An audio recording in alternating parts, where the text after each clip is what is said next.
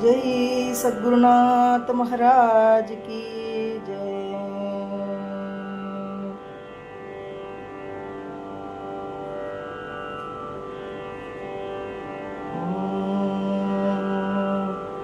श्रीनाथ जयनाथ जय जयनाथ, श्रीनाथ जयनाथ जय जयनाथ, स्वामी एकनाथ।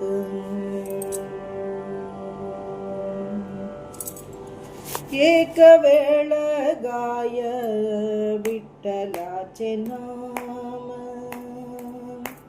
एक वेळ गाय विठ्ठलाचे नाम, मोक्ष मुक्ती सकाम पुढे उभा।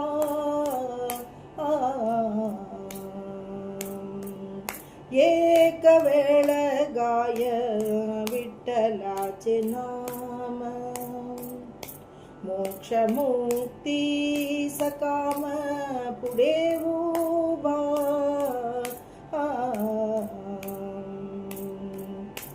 आवडीने घाली तया लोटांगण, आवडीने घाली तया लोटांगण, संतांची चरण बंदी माता, संतांची चरण बंदी माता, मोक्ष मुक्ती सकाम पुढे उभा। एक वेळ गाय विठ्ठलाचे नाम, एक वेळ गाय विठ्ठलाचे नाम, मोक्ष मुक्ती सकाम पुढे उभा।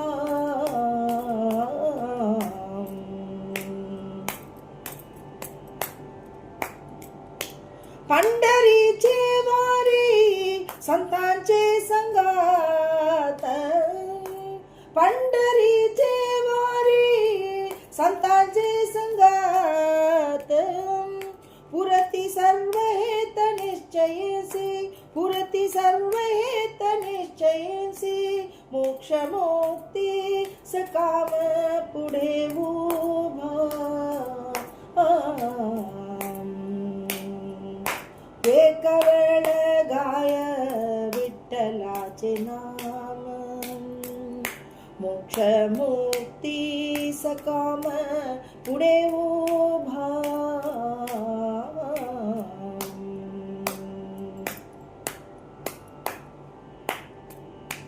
एका जनार्दनी धरुणी विश्वास, एका जनार्दनी धरुणी विश्वास, संतांचे दास होय आदी, संतांचे दास होय आदी, मोक्ष मुक्ती सकाम पुढे उभा। एक वेळ गाय विठ्ठलाचे नाम, मोक्ष मुक्ती सकाम पुढे उभा। एक वेळ गाय विठ्ठलाचे नाम।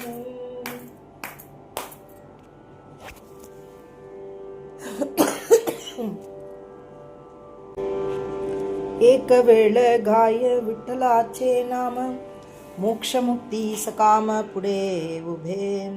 आवडेने घाली तया लोटांगण, संतांचे चरणवंदी माथा, पंढरीचे वारी संतांचे संगत, पुरवी सर्व हेत निश्चयसी, एका जनार्दनी धरुणी विश्वास, संतांचा दास होय आदी। ஏக்நாத் மகாராஜ் எழுதின அருமையான ஒரு அபங்கம். பகவான் சாதுக்களுக்குன்னு இருக்கக்கூடிய தன்மையில் சாந்தி பிரம்மம்னு சொல்லக்கூடியவராக இருக்கிறார் ஏக்நாத் மகாராஜ். அவர் சொல்கிற தருணி விஸ்வாச, நம்ம மனதில் ஒரு விஸ்வாசத்தை கொள்ளணும்னு சொல்கிறார். சந்தாஞ்சே தாச, அவள் என்ன அப்படின்னா சாதுக்களுடைய சங்கமத்தில் இருந்துட்டு அவளுக்கு கீழே இருந்துட்டு சேவை பண்ணிட்டு இருக்கணும் அப்படிங்கிற விஷயத்த சொல்கிறார்.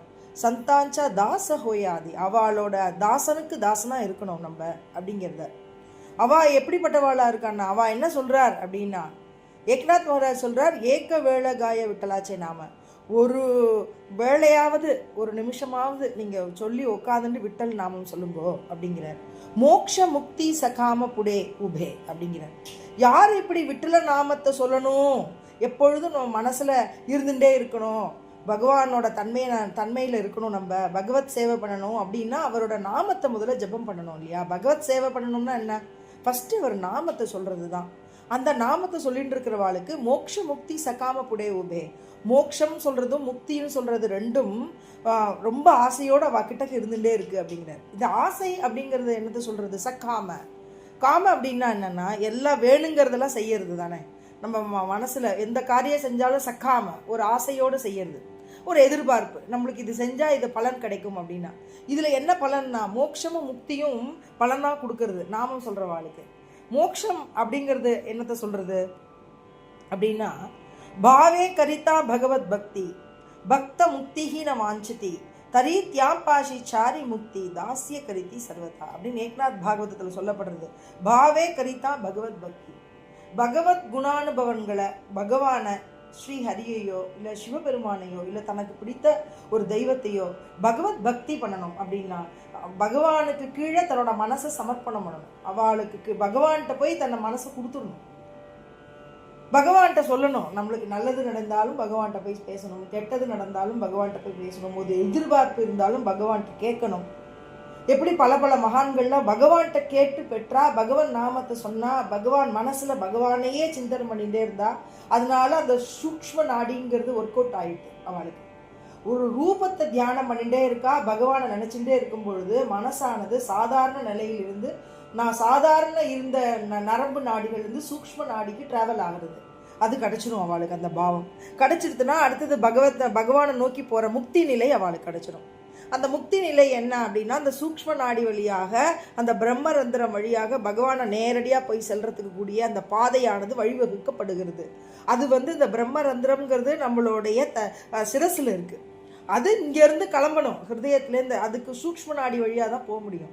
அந்த சூக்ஷ்ம நாடி திறக்கணும்னா நம்ம பகவான் நாமத்தையும் பகவானை ரூபத்தையும் தியானம் பண்ணணும்.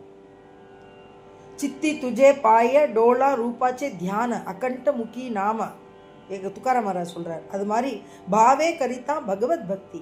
அப்ப பகவான் மேல நம்ம சரணாகதி ஆகணும் அப்படிங்கிற பாவம், அந்த பாவத்தில் இருந்துட்டே இருக்கணும். பகவான் தானே எல்லாத்தையும் படைச்சிருக்கார் அப்படிங்கிற அந்த பகவானுடைய குணானுபவங்கள், பகவானுடைய விபூதி என்ன, இந்த விஷயங்கள்லாம் நம்ம தெரிஞ்சுட்டு இந்த உலகத்தையே நியந்தா தன் கட்டில் வச்சுட்டு இருக்கிறவர் பகவான் தான் அப்படிங்கிற இயற்கையான ஒரு குணம் சாதாரணமாக ஒரு கோவிலுக்கு போகும்பொழுது நம்மளுக்கு கிடைக்கணும். அந்த அளவுக்கு நம்மளோட மனசு கொஞ்சமாவது பகவான் மேலே ஈடுபடணும். இது எல்லாம் செய்யக்கூடியவர் பகவான் தான்ங்கிற அந்த எண்ணம் வேணும். ஒன்றும் இல்லை, நம்ம செல்லுலேருந்து நம்ம எங்கேயோ இருக்கிறவாளுக்கு நம்ம ஒவ்வொரு நாளும் இன்னைக்கு கொடுக்கறதெல்லாம் அவள் பார்க்குறா செய்யறா அப்படிங்கிறது இந்த செல்லு ஒர்க் அவுட் ஆகிட்டு இருக்கு. இது எப்படி நம்மளுக்கு ஒரு இடத்துலேருந்து இன்னொரு இடத்துக்கு போகிறது? அதுக்குன்னு ஒரு வேவ் லைன் உண்டு பண்ணி அந்த நம்பர் போட்டு அந்த கரெக்டாக அது போகிறதுங்கிறாளே, இது எல்லாம் இதுவே ஒரு பகவத் சாநித்தியம் தானே. இப்படி தானே பகவான் எல்லாரையும் ஒவ்வொரு இடத்துலையும் ஒரு அறிவு பூர்ணமாக ஒரு காரியம் நிலைபெறுகிறது, நிலைநாட்டப்படுகிறது அப்படின்னா அந்த அறிவில் பகவான் இருக்காருன்னு அர்த்தம். அதுதான் உண்மை. நம்மளுக்கு வேற ஒன்றும் வேண்டாம், நம்மளுக்கு படிச்சுதான் ஞாபகம் பண்ணி சொல்கிறதுக்குரிய தன்மை இருந்தாலே போதும் இல்லையா. சாதாரணமாக நம்ம எதை செய்கிறோமோ அதை ஞாபக சக்தியோடு செய்யணும். இந்த சமைக்கிற விஷயத்தை எடுத்துட்டா கூட நம்மளுக்கு இந்த முன்னோர்கள்லாம் இப்படி பண்ணியிருக்கா, அதை மாதிரி நம்ம பண்ணணுங்கிற அந்த ஞாபக சக்தியோட ஒரு காரியம் செய்யணும். அதே போல தான் வேலைகளில் செய்யறது, அதே போல் பெரிய பெரிய பதவிகளில் இருப்பவா, இப்படி எல்லோர்களும் என்னன்னா முன்னோர்கள் காட்ட வழியில தான் தான் செயல்றா. இந்த மாதிரி பகவான் இதுக்கெல்லாம் மூல காரணமாக இருந்து பல ரிஷிகளாகவும் பல சாதுக்களாகவும் தானே தன்னோட வழிகாட்டியாக இருந்து மக்களுக்கெல்லாம் பண்ணியிருக்கார் பகவான். ஸோ இந்த இதை எடுத்துட்டு இதை மாதிரி ரிஷிகள் சொன்ன வழியில், இந்த முனிவர்கள் சொன்ன வழியில் இந்த ரிஷிகளும் முனிவர்களும் பகவான் தான் அப்படின்னு நினச்சிட்டு நம்ம ஒரு காரியத்தை நம்ம ஃபாலோ பண்ணுறோன்னு வச்சுக்கோங்களேன். அதுதான் பகவத் பக்தி. இந்த பகவானுக்காக அப்புறம் என்ன சகஜ கர்மங்கள்லாம் இருக்கு இல்லையா, நம்ம சாதாரணம் செய்யக்கூடிய கர்மங்கள்லாம் சகஜ கர்மே ஜாலே தே பிரம்மார்ப்பண जननोगे अवगे हा जनार्दन ऐसे ऐकुणी निवती साधु जन एका जनार्दनी बाणली निज कूण जाली संध्या संदेह माजा गेला சொல்ற என்னன்னா சகஜ கர்ம ஜாலேத்தே பிரம்மார்ப்பண ஒரு சாதாரணமா நம்ம செய்யக்கூடிய கர்மங்கள் நித்திய கர்மங்கள் நியமமாக உள்ள செய்யக்கூடிய கர்மங்கள் செயல்கள் எல்லாத்தையும் பகவானுக்கு சர்வசாதாரணமாக அர்ப்பணம் பண்ணணுங்கிற. ஸோ ஏறத்துக்கு முன்னாடி பகவானே கிருஷ்ண பரமாத்மா நல்லபடியாக அந்த காரியம் செஞ்சு நல்லா நடக்கணும், அதே மாதிரி முடிஞ்சதுக்குனாப்பா நல்லபடியாக முடிஞ்சது, எந்த தடையும் இல்லாமல் எல்லாம் உன்னுடைய அனுகிரகம் தான், நமஸ்காரம் பண்ணிடணும். இப்படி செய்ய ஆரம்பத்திலையும் முடிவிலையும் பகவன் நாமத்தை சொல்லிட்டு ஒரு காரியம் செய்கிறோம். செஞ்சு முடிச்சதுக்கப்புறம் பகவானே நீ தான் எல்லாம் பார்த்துக்கணும், இதோட பலப்பிராப்தி என்னன்னு எனக்கு தெரியாது, ஆனால் செஞ்சக்கூடிய கடமையை நான் செஞ்சுட்டேன் அப்படின்னு சொல்லிட்டு நிறுத்தினோம். பலன் அவன் பார்த்துக்கிறான். இல்லை அவனே நம்ம தஞ்சம் அடைஞ்சிருவான், அவனே வந்து நம்மளுக்கு செஞ்சு கொடுப்பான், அவனே நம்மளுக்கு பிள்ளையாகும், அவனே நம்மளுக்கு மருமகளாகும், அவனே நம்மளுக்கு பொண்ணாகும், அவனே நம்மளுக்கு கணவராகவும் இருந்து நம்மளுக்கு என்ன செய்வோமோ அதை செய்வார். இந்த பாவம் வேணும். இதுதான் பகவத் பக்தி. பக்த முக்திஹி நான் வாஞ்சித்தி. பக்தர்கள் என்ன பண்ணா, எனக்கு முக்தி வேணும், நான் இதெல்லாம் விட்டுட்டு போகிறேன், எதை விட்டுறது எதை போகிறது, எல்லாத்துலேருந்து முக்தி அடைய வழி இருக்கா, முக்தி அடைய முடியுமான்னா மனசை பிளைனாக வச்சுட்டாலே முக்தி தான்ட்ட. எதையும் நீ நினைக்காம இருக்கிறது, பகவான்கிட்ட அர்ப்பணம் பண்ணிட்டு பேசாமல் அதோட ரிசல்ட் நம்மளுக்கு என்ன கொடுக்குறாரோ அப்படிங்கிறத முக்தி. அதனால அவள் வேற ஒன்றும் கேட்கறது இல்லை பக்தர்கள் அப்படிங்கிற. தரி தியாபாஷி சாரி முக்தி அப்படி இருக்கிறவா பக்கத்தில் 4 முக்திகளும் தாசிய கருத்தி சர்வதா தாசானுதாசனா 4 முக்திகளும் இருக்கா. எப்படின்னா பகவத் பக்தி பண்ணிட்டு பகவானுக்கு அர்ப்பணம் பண்ணிட்டு இருக்கும் பொழுது எந்த பகவான் நினைச்சிட்டு இருக்காளோ அந்த இந்த ஸ்ரீஹரி இருக்கிற ரூபம், அவருடைய லோகம், அவர் பக்கத்தில் இருக்கக்கூடிய அந்த பாவம், அவர்கிட்டே இருந்தால் அந்த சாயுஜ்ய பதவி, இது 4மே கிடைக்கிறது. சாலோகம், சாரூபம், சாமீபியம், சாயுஜ்யம் அப்படிங்கிற முக்திகள்லாம் கிடைக்கிறது அப்படிங்கிறது சொல்றேன். கிருத்து திரேதா துவாபராசி நிஷேது நாகி நாமாசி கலியுகி நாமா பாஷி சாரி முக்தி தாசி ஸ்வயே ஹோதி. இப்போ 4 கிருத்தே திரேதா துவாபர இந்த 3 யுகங்களும் பார்த்தேன்னா தியானம், ஜபம், யஜ்யம் அப்படிங்கிற விஷயங்கள்லாம் இருக்குது, பூஜைகள் புனஸ்காரங்கள்லாம் பண்ணிக்கலான் இருக்கு. ஆனாலும் கலியுகத்தில் எப்படின்னா சாரி முக்தி தாசி ஸ்வயம் ஹோதி, கலியுகத்தில் நாம சொல்லிகிட்டே இருந்தால் போதுங்கிற. அந்த கலியுகத்தில் நாம கலியுகி நாமா பாஷி, கலியுகத்தில் என்னன்னா நாமங்கள்கிட்ட தான் இருக்கு, யுக தர்மம் அப்படின்னா நாமம் தான் அப்படின்னு. இந்த நாமம் சொல்றவாழ்கிட்ட சாரு முக்தியும் 4 விதமான முக்திகளுமே காலில் நிற்கிறது, அவள் காலில் லோலம் நம்ம நின்றுருக்கு, காலை சுற்றின்னு அந்த முக்திகள் வந்துருக்கு, நினைச்ச மாத்திரத்திலே அவளுக்கு இந்த காரியங்களும் நடக்கிறது அப்படிங்கிற விஷயத்த சொல்றாரு.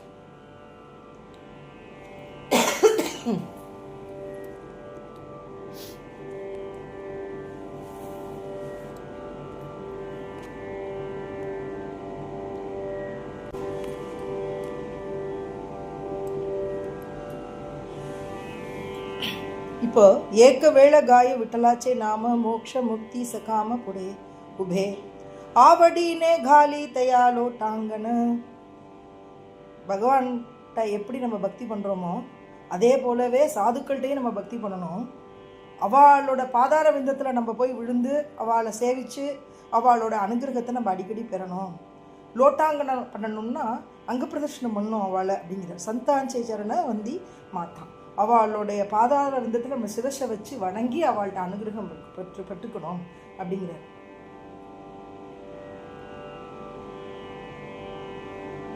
பண்டரீச்சே வாரி சந்தாஞ்சா சாங்கத்தை அப்படிங்கிற. சாதுக்கள்கிட்ட போயாச்சு அப்படி அடுத்தது என்ன பண்ணணும்னா கோவிலுக்கு ஆலயங்களுக்கு செல்லணும் அப்படிங்கிற. இந்த அபங்கத்தில் சொல்லப்படுறது நாமம் விட்டலனுடைய ஆலயத்திற்கு செல்லணும் அப்படின்னா பண்டரிக்கு செல்லணும். வாரின்னு பேர், அடிக்கடி போயிட்டு வர்றதுக்கு பேர் வாரி அப்படின்னு பேர். வாரம் வார கரி, எப்பொழுதும் போயிட்டு வந்துட்டே இருக்கணும். ஆனால் விரதமும் ஒரு மாதத்துக்கு ஒரு தரமோ இல்லை ஒரு வருஷத்துக்கு ஒரு தரமாவது அப்படிங்கிறோம். சரி, என்னாலலாம் அவ்வளோ தூரம் போகலாம். ஆலயங்களுக்கு செல்லும்போது கிருஷ்ணன் இருக்கிற கோவிலுக்கு செல்வோம், பக்கத்தில் இருக்கிற ஆலயங்களுக்கு போய் டெய்லி பார்த்து வருவோம், பகவான் நாமத்தை சொல்லுவோம், விளக்கேற்றுவோம், அங்கே வர சாதுக்களுக்கெல்லாம் நமஸ்காரம் பண்ணுவோம். இதுதான் இயற்கையாக நம்மளுக்கு அடிப்படையான ஒரு ரூல்ஸ் சொல்கிறாங்க. பண்டரீச்ச வாரி சந்தாஞ்சே சங்கத்தை, சாதுக்கள் இருக்கிற இடத்துல நம்ம போய் குழுமி இருக்கிற குழுமத்தோடு நம்ம இருக்கணும் அப்படிங்கிறது. புரவி சர்வஹேத்த நிச்சயசி, ஏன்னா நம்மளுக்கு என்ன காரணங்கள் இருக்குமோ, நம்ம மனசில் என்னென்ன அபிலாஷைகள் இருக்கோ எல்லாத்தையும் அவள் பூர்த்தி பண்ணிடுவா, நிச்சயமாக நடக்கும் அப்படிங்கிறத சொல்கிறார். ஏகா ஜனார்தனி தருணி விஸ்வாசம். அதனால ஏக்நாத் மகாராஜ் சொல்கிறார், மனசில் ஒரு விஸ்வாசத்தை கைகொள்ளுங்க.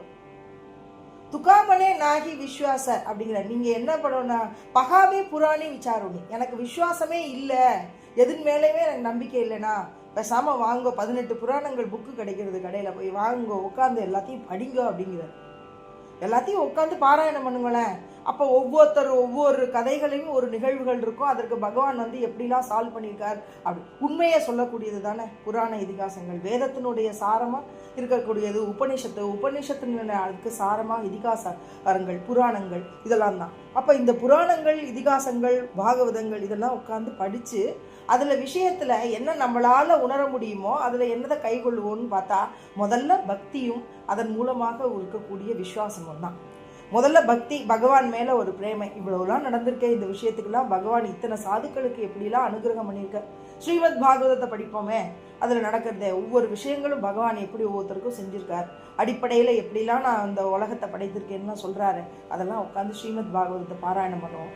அப்படின்னு விஷய சுகங்களில் நம்ம நாட்டம் இல்லாமல் பகவத் பக்தி பண்ணிட்டு பகவான் சொல்லக்கூடிய பகவத் பக்தியை உண்டு பண்ணக்கூடிய கிரந்தங்களை நம்ம படிக்கணும். படிக்க படிக்க படிக்க நம்ம மனசில் ஒரு விசுவாசம் உண்டாகி ஒரு திடமான ஒரு பக்தி வரும். பகவானுக்கு மேலே நம்ம ஈர்ப்பு இருக்கணும், பகவான் தான் ஏகன் அப்படிங்கிற அந்த பாவம் இருக்கும். சந்தாச்சா தாச ஹோயாது, இதுக்கு யாருன்னா சாதுக்கள் தானே. இப்போ பாகவதம் எழுதியிருக்காருன்னா சாட்சாத் வியாச பரமாத்மா எழுதியிருக்காரு, விஷ்ணு ஸ்வரூபமாக இருக்கக்கூடிய வியாசர் எழுதினார். இதிகாச புராணங்கள்லாம் எழுதியிருக்கார், வால்மீகி எழுதியிருக்கார், ராமாயணத்தை எழுதியிருக்கார், மகாபாரதத்தை வியாசர் எழுதியிருக்கார். இந்த மாதிரி பல பல விஷயங்கள் எழுதப்பட்டிருக்கு, புராணங்கள்லாம் எழுதப்பட்டிருக்கு, 18 புராணங்களும் எழுதியிருக்கார், வேதங்கள்லாம் வகுத்து கொடுத்துருக்கார். இப்படி நல்ல நல்ல பிரம்மசூத்திரம்லாம் எழுதியிருக்கார், ஆச்சாரியால் எழுதியிருக்கார். இப்படி பல பல விஷயங்கள் எல்லாரும் எழுதியிருக்காளே. இந்த பிரம்மசூத்திரத்துக்கு விளக்கம் எழுதியிருக்கார், வியாசர் எழுதின பிரம்மசூத்திரத்துக்கு ஆச்சாரியர் விளக்கம் எழுதியிருக்கார். ஞானேஸ்வரி எழுதியிருக்கா, எல்லாரும் ஏகநாதி பாகவதம் எழுதியிருக்கா, தசமஸ்கந்தம் முடிச்சுட்டு ஏகாதசி ஸ்கந்தத்துக்குள்ள விளக்கத்தை ஏகநாதி பாகவதம் கொடுக்கறது. இந்த மாதிரி விஷயங்கள்லாம் நல்லா எழுதியிருக்கா. துக்காராம் காத்தா எழுதியிருக்கா, ஞானேஸ்வரோடைய காத்தா இருக்குது, ஏகநாத் மகாராஜுடைய காத்தா இருக்குது, நாமதேவ மகாராஜுடைய காத்தா இருக்குன்னா அவர் எழுதின கிரந்தம். அந்த கிரந்தம் அதை பாடல்கள் ரூபத்தில் இருக்கிறத காத்தான்னு சொல்கிறார். அதான் இதெல்லாம் படித்து நம்ம புரிஞ்சுக்கணும். நம்ம மொழியில் இருக்கிறதுல என்னெல்லாம் இருக்குது, தேவாரம், திருவாச்சகம், 4000 திவ்ய பிரபந்தம், இந்த மாதிரி விஷயங்கள்லாம் இருக்குது. இதெல்லாம் படித்து நம்ம தெரிஞ்சுக்கணும் அப்படிங்கிற பாவம் வந்தால் தான் முதல்ல இந்த பாவம் வரணும், படிக்கணும் அப்படிங்கிற ஸ்ரத்த வரணும். அதை நம்ம புராணங்கள் இதிகாசங்கள் எழுதின அந்த ஆச்சாரியர்கள் மேலே நம்மளுக்கு ஒரு நம்பிக்கை வரணும், பிரேமை வரணும். அந்த பிரேமை மூலமாக அவர் எழுதின கிரந்தத்தை நம்ம படிக்கணும். அந்த கிரந்தத்தை படித்ததன் மூலமாக கிடைக்கக்கூடிய பாவம், அதன் மூலமாக உண்டாகக்கூடிய விசுவாசம், இதெல்லாம் வரணும். நித்திய கர்மங்களாக நம்ம செஞ்சுட்டே இருக்கோம், நம்ம நித்திய அலுவல்கள்லாம் நம்ம செஞ்சுட்டே இருக்கோம். அதுபோல் இதையும் சமையல் எப்படி பண்ணுறோம், சாப்பிட்றது எப்படி சாப்பிட்றோம், நம்ம உத்தியோகத்துக்கு எப்படி போகிறோம், இந்த மிச்சத்துக்கெல்லாம் வேலை இல்லைன்னு சொல்ல வேண்டாம், இதையும் அதே மாதிரி 1/2 மணி நேரம் செஞ்சு தான் ஆகணும், இது என்னோட கடமை அப்படின்னு அதுலேயும் நம்ம இறங்கி இதை படித்து இதெல்லாம் செய்யணும். அப்படிங்கிறத நம்மளுக்கு சாதுக்கள்லாம் நம்மளுக்கு சொல்லக்கூடியது. நம்ம மனசை வழிவகுக்கிறா, மனசை திடப்படுத்துகிறா, மனசை ஒரு வழியில் செல்ல விடுறா. அதுக்கு காரணம் என்ன அப்படின்னா சாதுக்கள் தான். இந்த சாதுக்கள் என்ன சொல்லித்தரா, ஒரு நாமத்தை, விட்டலன் நாமத்தை பிடிச்சிக்கோங்க, விட்டலனோட நாமத்தை சொன்னேன்னா உங்களுக்கு முக்தியும் புக்தியும் கிடைக்கும். அவளாம் அந்த சாரி முக்தி நான் உங்கள் வீட்டில் இருக்கும், உங்களுக்கு தேவையான விஷயங்கள்லாம் பூர்த்தியாகும், நீங்கள் மனசில் நினச்ச பாவங்கள்லாம் நல்லபடியாக பூர்த்தியாகும். அதனால் எப்பொழுதும் சாதுக்களை அண்டி அவளை நமஸ்காரம் பண்ணி, ஆச்சாரியர்கள் இருக்கிற இடத்துக்கு போய் நமஸ்காரம் பண்ணி அவள்கிட்ட அனுகிரகத்தை பெறணும் அப்படின்னு சொல்லக்கூடியதான முதல்ல என்ன பண்ணணும், முதல் சரணத்தில் நாமம் சொல்லுவதனால மோட்சமும் முக்தியும் உங்கள் கீழே இருக்கும்.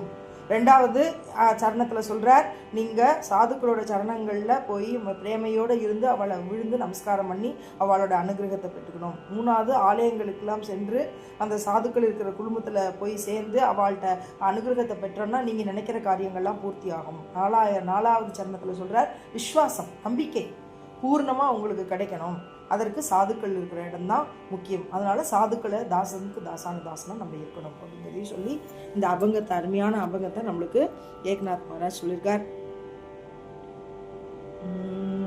ஸ்ரீநாத ஜெயநாத ஜெய ஜெயநாத, श्रीनाथ जयनाथ जय जयनाथ स्वामी एकनाथ।